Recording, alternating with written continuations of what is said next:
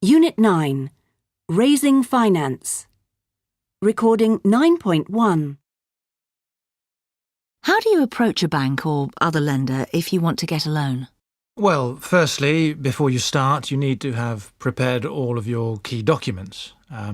You'll have a good business plan and should also have recent financial statements available, plus projections for the business. Well, they'll be in your business plan, of course, and a repayment plan. Banks and other lenders want to know when they'll get their money back. And finally, you'll need collateral, security for the loan. What types of collateral would be suitable? There's a whole range a lender might consider. For example, real estate, your house or apartment, the buildings your business owns, or hard goods like the equipment your business has. Or you might offer stocks and shares as collateral, other personal assets, or even a personal guarantee. Banks usually want to see you're making a personal investment in the business. They're much more likely to give you a loan if the owners of the business have a stake in it, if they invested a good percentage of the startup capital, for instance. What else will the bank want to know? OK, look at it from their point of view. They're interested in how the loan will be used and if you have a realistic plan for paying the money back. There are really three types of loan.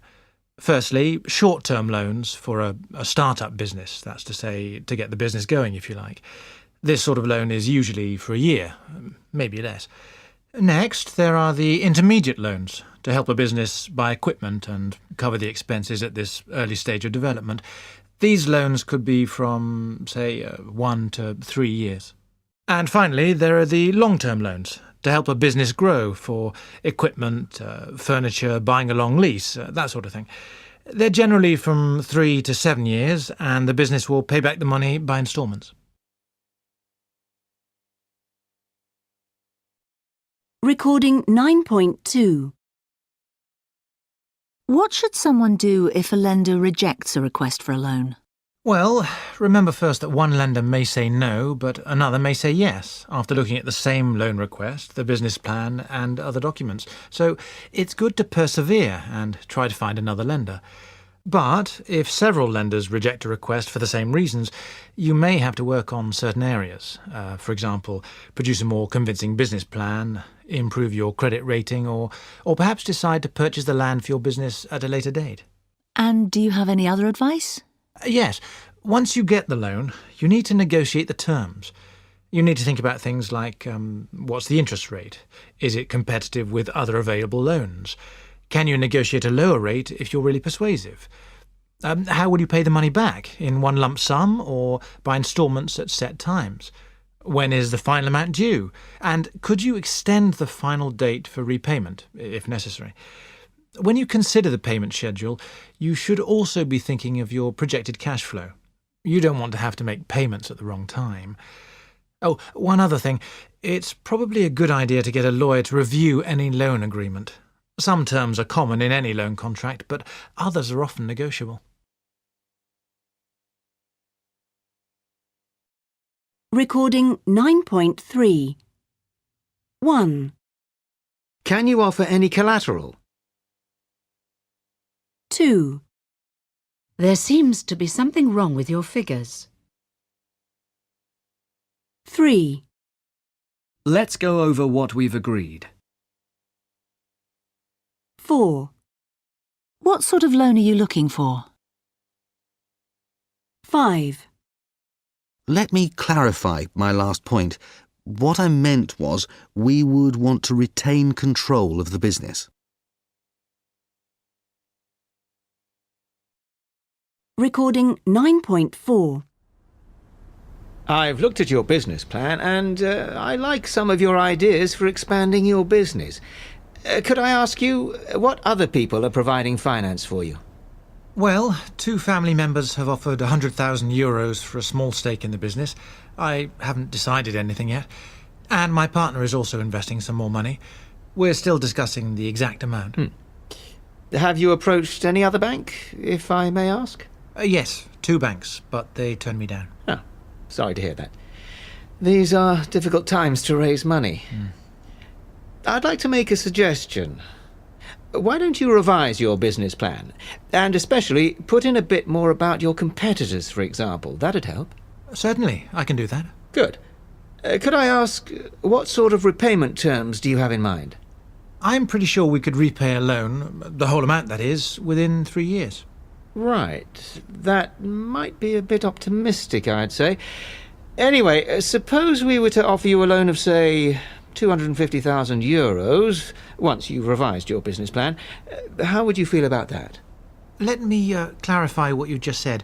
The 250,000 would be for working capital and to hire more staff, a finance director, marketing people, money for the extension of the factory. Well, we can talk about that a little later. Your first task is to strengthen the management, as we discussed earlier. OK. Well, in that case, 250,000 would certainly help me to achieve some of my objectives in expanding the business. Good. We seem to be getting somewhere now. Let me sum up what we've agreed so far, then we can talk about your marketing strategy.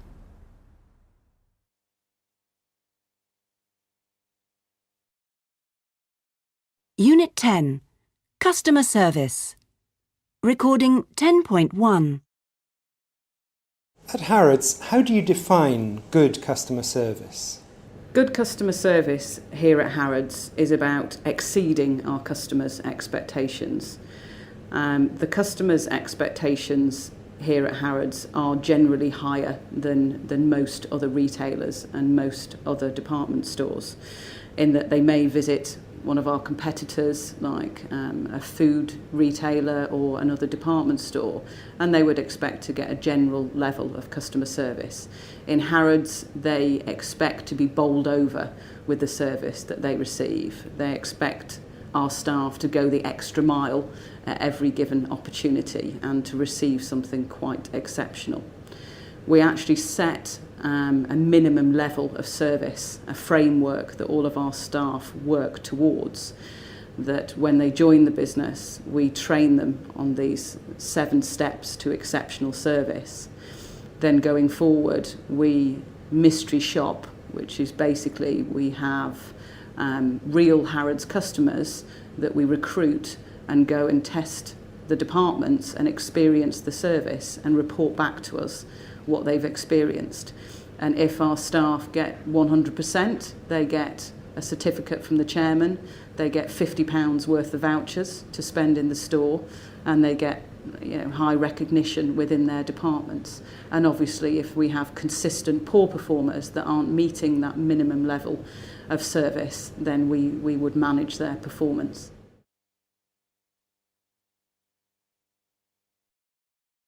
Recording 10.2.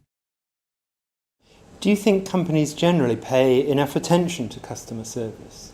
I think companies, retail companies, are recognising more recently the importance of good customer service.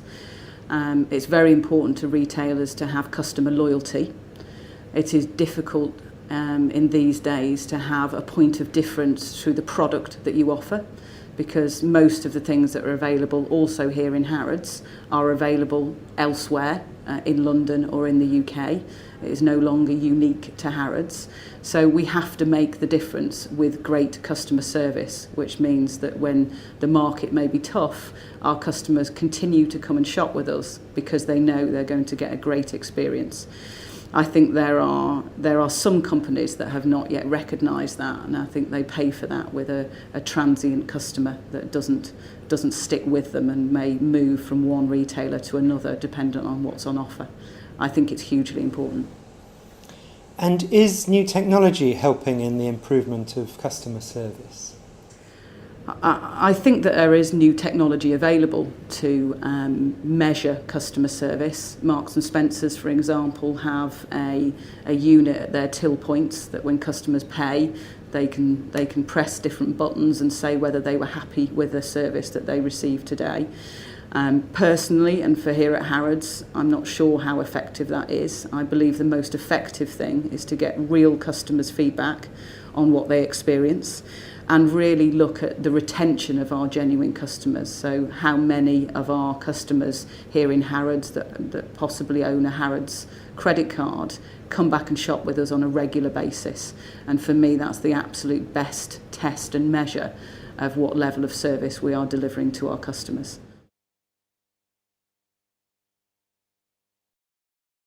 Recording 10.3. Can you tell us how you prepare your staff to give the best customer service? We have a set of standards here in Harrods that we call Sell the Experience. So to sell the experience of Harrods. We have 7 steps that we work through, which starts from the customer arriving in the department until they purchase their goods and leave. The first step is to welcome our customers within 1 minute of entering the department. So our customers are treated as guests in our home of Harrods, and when they walk into the store or into the department, they are greeted in some way. So that may be a smile, that may be a more formal good morning or good afternoon, or it may simply be eye contact. The second stage is to approach customers at an appropriate time and initiate a conversation. So we train our staff to monitor customers' behaviour and look for an appropriate time to go and start a conversation with the customer. Some customers may look like they are happy browsing and don't want to be interrupted. Some customers may give signals that they've spent a long time at a particular rail, possibly looking for sizes, which is an indicator that they may then need to be approached. The next stage is for us to ask questions to establish our customers' needs, which is a very important part of the service process. Our staff are trained on how to ask the right questions to really ascertain what the customer is looking for. The next stage is for them to use their product knowledge and to select items to meet those customer needs. So it's very important that they listen to the answers when they've asked the relevant questions, and then to use their knowledge to match the customer's needs with the products that we offer. The next thing we ask them to do is to highlight the features and benefits to customers. So this is about talking about the product. This is a beautiful painting, madam. What a wonderful shade of red the dress is made in. And it's to really talk about the product and really focus on the real beautiful features and benefits of what the customer is looking at. The next thing we do is to offer related products to maximise the sale or service. So this is where if a gentleman is buying a shirt, maybe we will introduce a matching tie or a matching suit so that the customers can get the whole experience of Harrods. Then we ask our staff to introduce the Harrods card. We believe the Harrods card is a big benefit both to the store and to our customers, so it's important that our staff introduce those benefits to each and every customer that shops in the store. And finally, to make sure that we finish the whole process very well, the staff are encouraged to thank customers and invite them to return.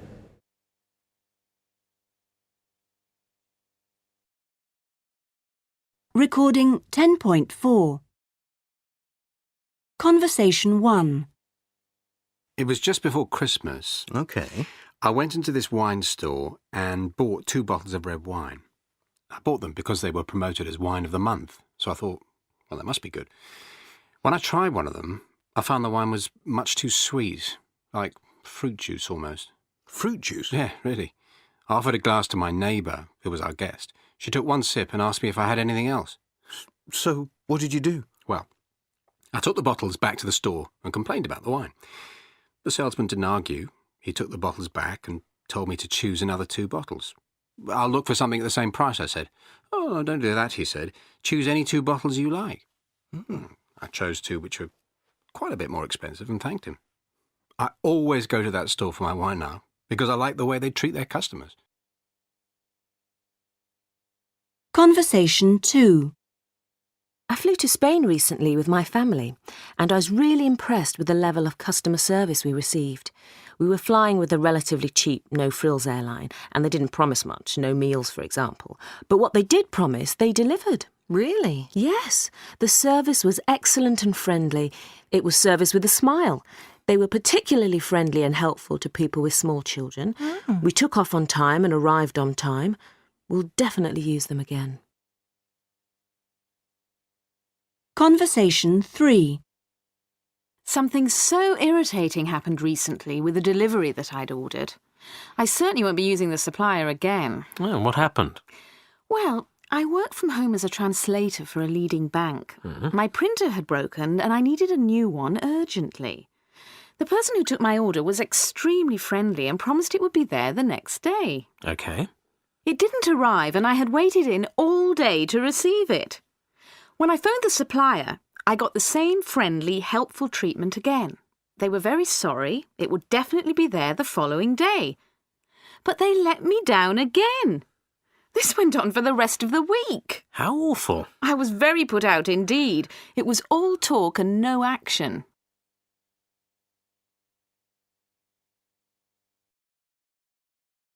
Recording 10.5. I'm calling because I went into one of your shops this morning to look at some phones. I really have to complain about one of your sales staff. Oh dear, what happened? They were on me as soon as I got into the shop. I don't know if they're on commission or not, but they really pounced on me. Oh? And didn't listen to me at all. They seemed to be pushing a particular package which was far too expensive and not suitable at all. I'm a pensioner. I have to be really careful with my money. I quite understand. Sorry you felt you were being hassled. Which branch was it? Your main branch. So do you remember who served you? Yes, but I don't want to say. Well, if you want me to take this seriously, we need to know who was at fault. It wasn't just one person. They were all bothering me. In my opinion, you ought to look into your training methods. It's just not good enough.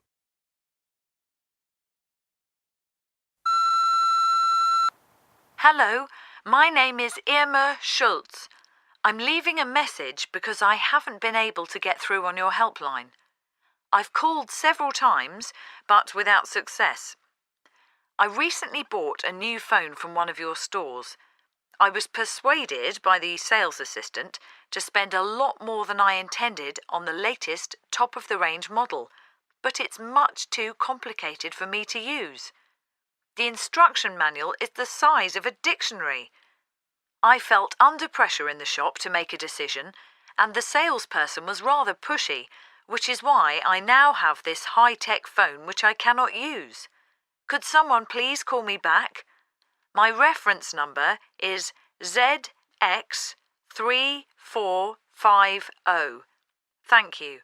Oh, and my phone number is 0...